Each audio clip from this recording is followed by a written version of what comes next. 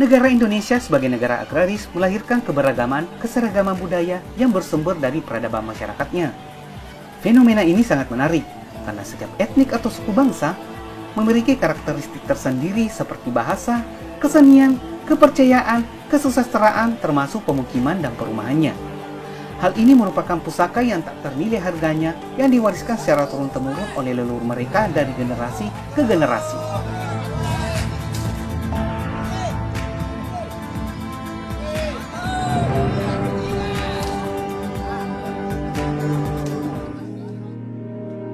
Khusus pada perumahan, pemukiman, dan perkampungan yang memiliki ciri serta karakter yang unik dan masing-masing melambangkan simbol-simbol kebersahajaan namun tetap memancarkan nilai estetis yang mewatakkan bangsa penghuninya.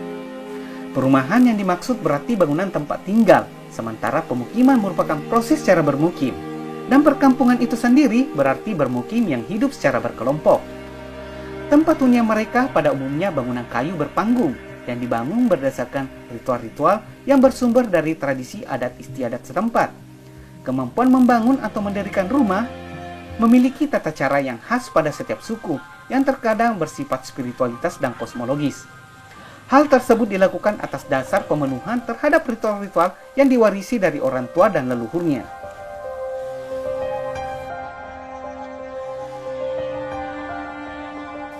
Proses membangun sebuah rumah dan pemukiman tak hanya ditentukan secara turun-temurun, namun tetap mempertimbangkan kesepakatan terkait dengan orientasi lokal yang dipercaya sehingga bangunan rumah dan pemukiman tersebut tak jauh dari nilai-nilai adat dan kearifan lokal di dalamnya. Prosesi mendirikan rumah itu sendiri sangat disakralkan, yang akan diikuti oleh upacara atau ritual tradisional yang melibatkan pemilik rumah, pandita bola atau ahli dalam membangun rumah, keluarga hingga tetangga.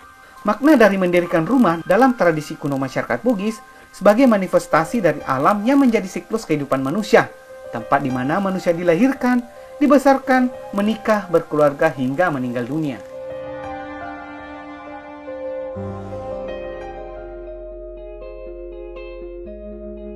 Prinsip dasar dari tradisi ini didasari pada suatu kepercayaan bahwa rumah yang dibangun akan membawa kebaikan bagi penghuninya.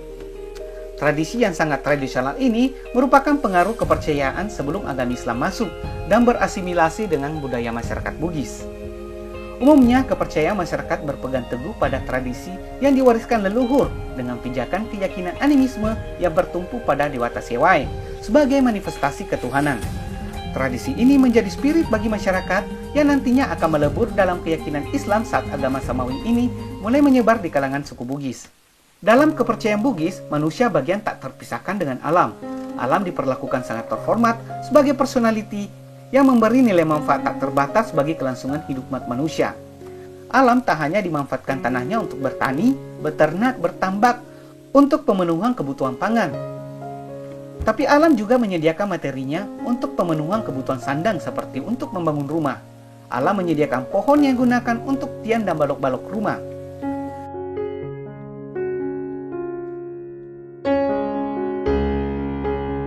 Pemerhati budaya Universitas Hasanuddin Abdi Mahesa mengungkapkan dalam membangun rumah masyarakat Bugis ada 3 tahap yang dilakukan pada prosesinya. Yang pertama disebut makarawa bola, yakni prosesi dimulainya pengerjaan rumah dan mengerjakan elemen-elemen kayu dengan berbagai bentuk. Selanjutnya ritual mapatat tombola, yakni setelah elemen kayu dibentuk sesuai kebutuhan, maka kayu tersebut ditegakkan sebagai penopang rumah dan kayu lainnya dipasang hingga membentuk sebuah rumah yang siap huni. Ritual terakhir yakni main rek bola baru, di mana setelah rumah yang berdiri sudah siap ditinggali, maka pemilik rumah kembali melakukan ritual naik ke atas rumah sambil menyiapkan makanan dan minuman sebagai bentuk rasa syukur. Rumah panggung masyarakat Bugis seperti ini memperlihatkan kejujuran dalam pengolahan konstruksi bangunan.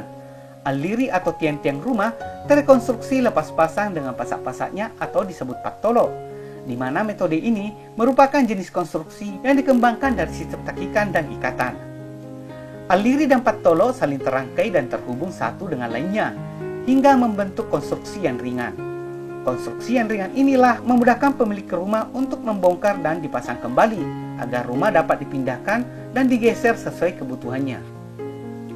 Simbol kekuatan rumah panggung Bugis dapat diukur dari solidnya hubungan antara tiang dan pasak.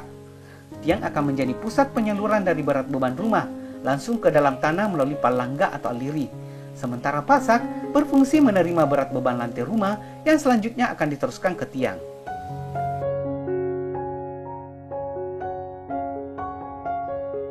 Setelah manusia mengenal peralatan pertukangan sederhana seperti alat memotong dan alat melubangi, maka sistem takikan atau ikatan ditinggalkan.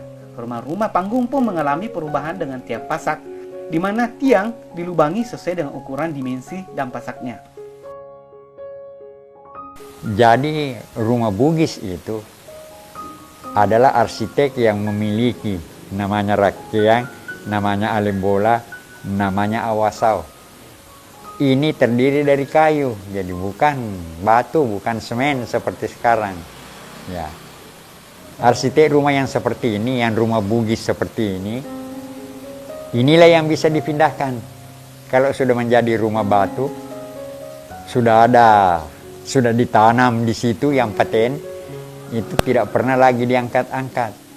Itu dirusak itu, baru buat yang baru. Tetapi kalau rumah Bugis yang dari kayu, yang punya tiang, punya alebola, punya rakyang, biasanya itu dipalan dengan bambu per tiang. Kemudian bambu itulah yang diangkat oleh orang-orang yang sudah berkumpul bergotong royong itu untuk memindahkan rumah itu. Gitu. Jadi tidak boleh dipindahkan kalau sudah rumah paten seperti rumah batu, itu tidak bisa.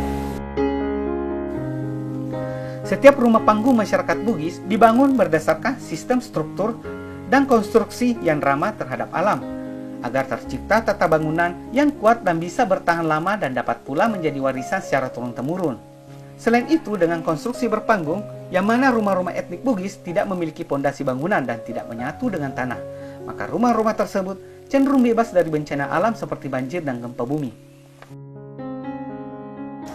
Ada sistem pengetahuan yang berkembang sejak lama yang dimiliki oleh seseorang yang disebut dengan Pandrita Bola. Pandrita Bola namanya. Pandrita Bola itu adalah ahli dalam bidang konstruksi rumah.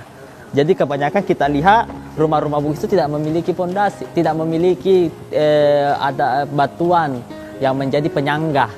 Itu dikarenakan bahwa supaya rumah ini ketika terjadi gempa mampu menyelaraskan dan mampu mengadaptasikan getaran yang ada sehingga rumah tidak memicu kerusakan yang besar.